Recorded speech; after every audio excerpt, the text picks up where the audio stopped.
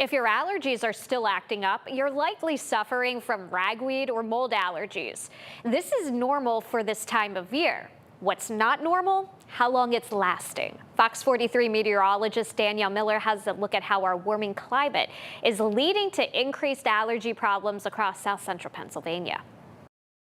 A week in the 70s for the end of October isn't something to complain about, unless you have allergies. Our falls are getting warmer, and it's leading to more patients suffering from allergy symptoms, according to Dr. Amy Auerbach, an allergist at Family Allergy and Asthma in York.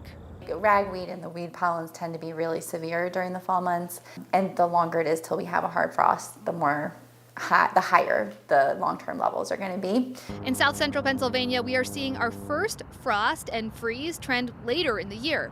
In fact, data from Climate Central shows that our fall season, on average, has 11 more freeze-free days than we did 50 years ago. Normally, people might only have symptoms through the end of October, but if it takes till the end of November before we still have a hard frost, then people will have symptoms all through that time period. Dr. Auerbach says that the winter season often acts as a respite from allergy symptoms. However, we aren't getting as much relief as we used to. So like last year, we basically had very little break from the typical pollen allergies. Weed pollen was still present into November, and then in the spring, we had tree pollen in February. So there's a very, very brief time period where people didn't have pollen allergies to deal with. This means more sneezing, runny noses, and asthma problems for a longer period of time.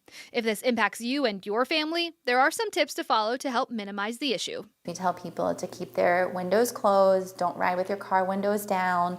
If you're working outdoors and you get really bad symptoms, wearing a mask can be really helpful. Your local allergist can also help with medications that will reduce more severe symptoms. Danielle Miller, Fox 43 News.